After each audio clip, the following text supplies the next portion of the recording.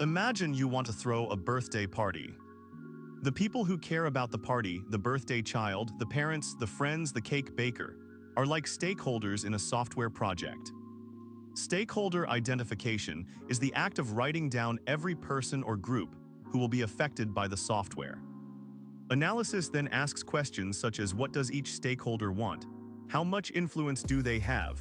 How often will they talk to the project team? In a school management app, the stakeholders could be students, teachers, school admins, parents, and the Board of Education.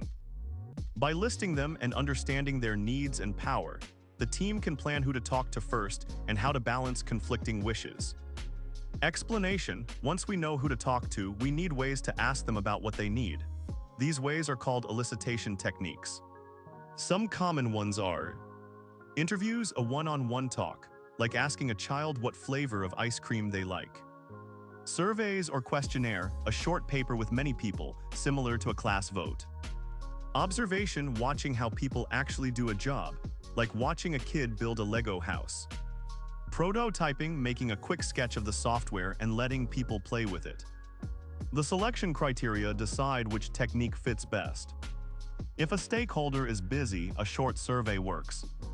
If the work is complex, observing them is better. The goal is to pick the cheapest, fastest, and most accurate method for each stakeholder group. After we collect all the wishes, we sort them into categories and decide which ones are most important. The main categories are functional requirements, what the system must do. For example, the app lets a teacher create a homework assignment. Non-functional requirements, how the system should be. For example, the app must load the homework page in under 2 seconds. Prioritization is often done with the MOSCOW method. Must have, essential for the system to work, like needing a door to open a house. Should have, important but not fatal if missing a garden in the backyard. Could have, nice extras, a swing set. Won't have, out of scope for now, a swimming pool. For a ride-sharing app, a must could be match rider with driver, while could might be show rider's music preferences. Formal specification means writing the requirements in a precise math-like language, so no one can misinterpret them. One simple way is to use set notation. U is the set of all users. O is the set of all actions, log in, log out, book, ride. R is the relation R subset of U cross A that pairs each user with the actions they are allowed to perform. For all U and U, if U is a driver then U, except ride is in R. Modeling tools such as use case diagrams, stick figures showing who does what, or state machines, circles for states like idle, waiting. In trip with arrows for transitions give a visual formalism that is still easy to understand. The math guarantees that the rule is unambiguous, while the diagram helps people picture it. When we have requirements, we must make sure 2 things happen. Validation, are we building the right thing?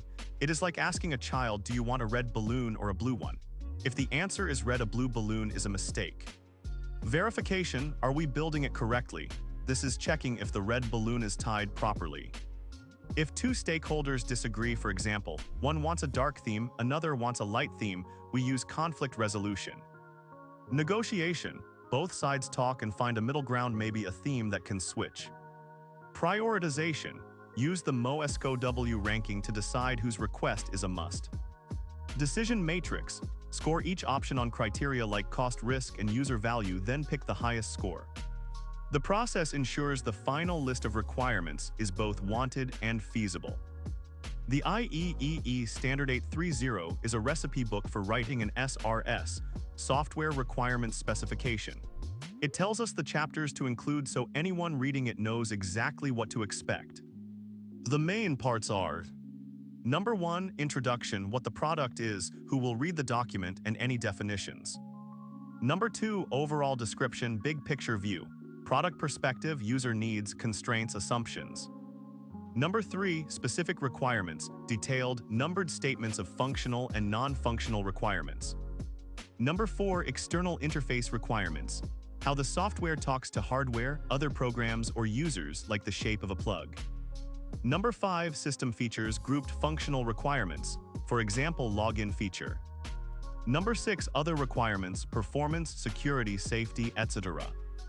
Number 7, appendices, glossary, references, supporting material. Think of it like a LEGO instruction manual. Each step section tells you exactly which bricks requirements to use and how they fit together. Each requirement gets a unique ID, for example REQ001, so we can later track it.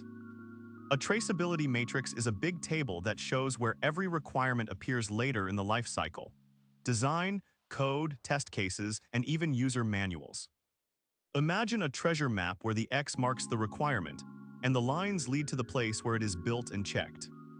The rows are requirements REQ001, REQ002, and so on, and the columns are artifacts design doc, source file, test case. If a requirement disappears from a column, we know something is missing. Change management is the rule book for how we handle updates. When someone asks, can we add a chat feature, we 1. Record the change request with a new ID. 2. Evaluate impact, cost, schedule, risk. 3. Update the SRS and the traceability matrix. 4. Get approval from the stakeholder board.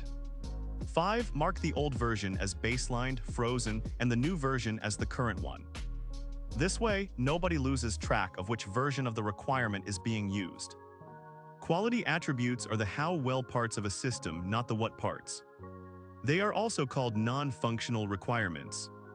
Common ones include performance, how fast, for example, response time less than 1 second. Reliability, how often it crashes, for example, 99.9% uptime. Security, who can see data, for example, all passwords stored with a 256 hash. Usability, how easy it is for a child to press a button, for example, no more than 3 taps to start a game. Maintainability, how quickly developers can fix bugs, for example, code must have comments and follow naming conventions. These are written in the SRS, just like functional requirements, often with measurable criteria, so we can test them later. The system shall handle 10,000 concurrent users with an average response time of less than or equal to 2 seconds. All data transmissions shall be encrypted using TLS 1.3. Before the SRS becomes the official guide, everyone who cares must review it, sign off, and then baseline it. Review is like a teacher checking a student's essay. The team reads each requirement, asks questions, and raises any mistakes. Approval means the key stakeholders, project manager, client queue, allowed write their names or click approved next to the document version. Once approved, the document is baselined, which means it is frozen. No one can change it without a formal change request. The baseline acts like a snapshot of the project's agreement, similar to a photograph taken on the day of a school play that everyone agrees represents the final costume design. Any later changes must be tracked against this baseline via the change management process described earlier.